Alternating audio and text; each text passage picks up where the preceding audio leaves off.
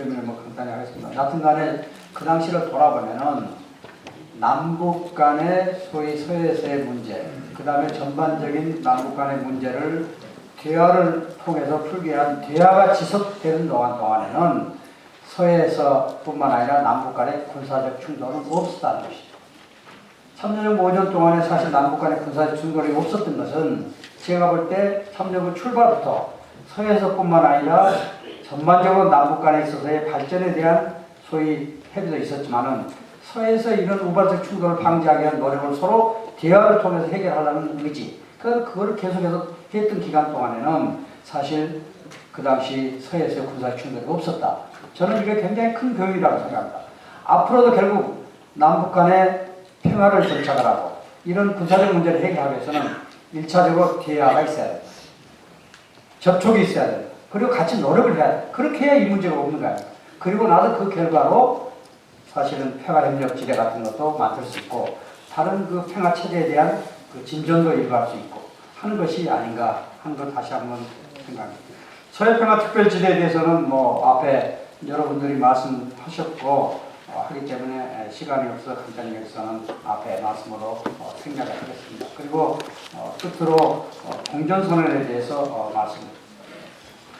사실 그 남북 정상선언 사항에서 남과 북은 현 정전체제를 종식시키고 항구적인 평화체제를 구축해 나가는데 인식을 같이 하고 직접 관련된 3자 또는 4자 정상들이 한반도 지역에서 종전을 선언한 문제를 추진하기 위해서 협력해 나가기로 했다.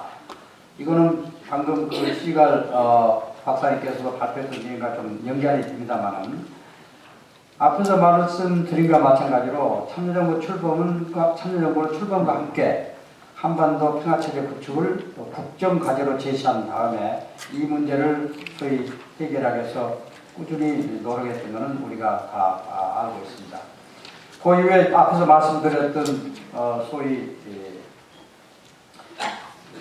9.19 공동선언, 그 다음에 특히 2.13 합의에서는 소위 직접 관련된 당사자들, 국가들이 별도의 한반도 포럼을 통해서 한반도 평화 문제를 이렇게 토의해 나가기로, 논의해 나가기로 사실 1.3 합에서도 합의를 했던 것이죠. 그런데 우리가 이 남북 정상회담을 제2차 남북 정상회담을 준비할 때의 그때 상황을 보면은 사실 북한 핵 문제는 어떤 상황이었는가?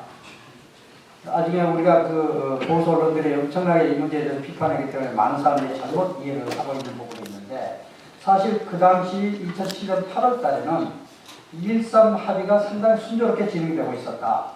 다시 말해서 북쪽은 자기들이 약속한 초기 단계를 사실 진행하고 있었고 바로 그것이 불능하고 신고 문제였죠.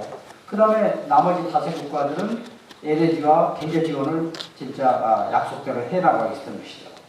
그래서 저희들이 그 당시 생각할 때는 2.13 합의가 정상으로 진행이 되면은 2007년 말에 가면은 상당히 불능한 신고 문제들이 해결되고 이 문제가 구체적으로 들어가서 다음 단계는 이제 시탐으로 나왔긴 나왔습니다만 그것이 해결되면 그 다음 단계는 분명히 소위 북한의 핵 문제를 포함한 소위 북한의 핵 프로그램 전반적인 폐기 문제도 들어갈 수 있을 것이다.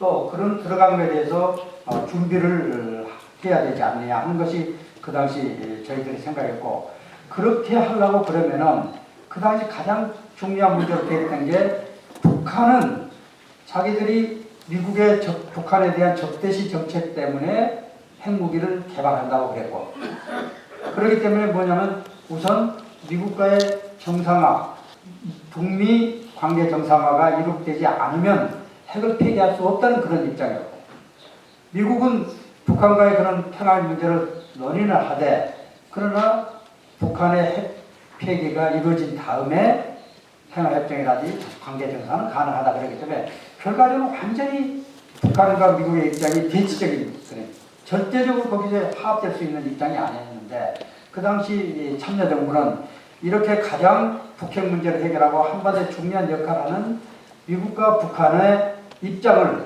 어떻게 하면 같이 조율해서 나갈 수 있는가 하는 게 가장 큰 고민이었습니다. 그 고민을 그 문제를 해결하는 것 중에 하나가 결국은 종전선언이다. 그 당시 이 평화협정 얘기도 많이 나왔습니다. 평화협정은 굉장히 그렇게 갑자기 할 수 있는 성격이 아니고 아까 시갈 박사님께서 얘기했듯이 굉장히 많은 준비도 필요하기 때문에 1차적으로는 북한도 핵무기를 폐기하는 의지를 밝히고 미국도 소위 북한에 대한 소위 그 적대 정책을 포기하고 나머지 국가들이 다 거기에 소위 그 정의로 쓸 수 있는 그런 소위 선언, 그것이 바로 종전선언이었던 것입니다. 그래서 그 종전선언이 만약 이루어지면은 사실 그런 미국과 북한에 대한 의지가 나오고 한쪽 그게 직접적으로 하게 되면은 한반도의 평화 문제, 북핵 핵 문제는 말할 필요 없지, 한반도의 평화 문제, 북미 간의 정상화 문제, 그 다음에 북일 간의 또 관계 정상화 문제, 그 다음에 북한의 에너지라든지 소위 그 경제 지원의 문제, 이런 것들이 전반적으로 풀어나갈 수 있는 큰 입구가 되지 않는가, 출발이 되지 않는가 하는 그런 소위 전략적인 개념이 저희들이 남북 종전선언을 소위 생각했던 것입니다. 그래서 이 소위 종전선언에 대한 소위 그 노무현 대통령의 그 감회는 사실 다시 한번 저희들이 이러한 기회에 한번 다시 한번 의미해 보고 싶습니다. 이게 노무현 대통령이 소위 말씀하신 내용입니다. 핵 문제 해결과 함께 평화 체제 구축에 소위 그다음 정상회담에서 적기 인물 북측에 설명하고 부시 미국 대통령의 종전선언 추진 발언을 전달하고 북측의 호응을 유도함으로써 남북이 협력하여 현 정전 체제를 종식하고 한반도 평화 체제를 구축하기 위해 종전을 선언하는 문제를 추진하기로 이렇게 합의를 했는데 대통령께서는 그 당시에 뭐냐면 이제 바로 그 끝나고 나서 회담 끝나고 대국민 보고에서 이제 북핵 문제가 풀리면 한반도 평화 체제로 가야 한다.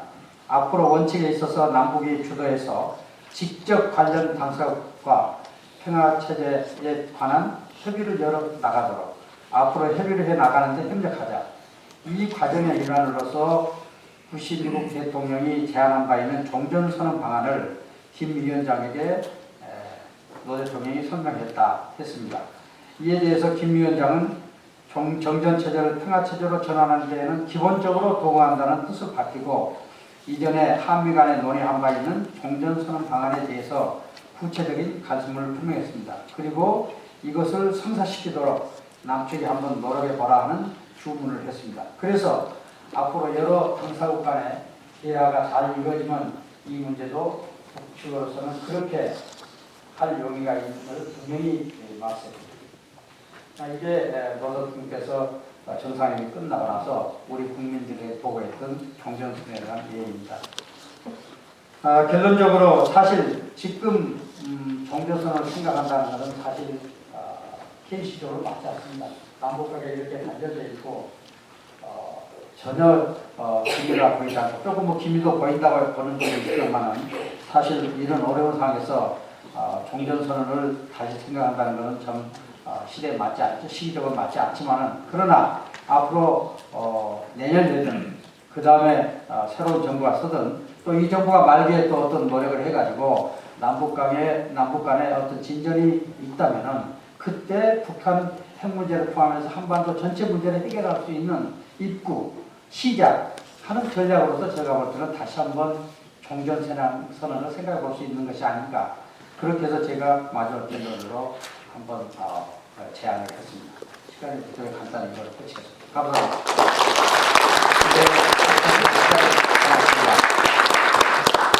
네, 백 실장님은 그 서해에서의 그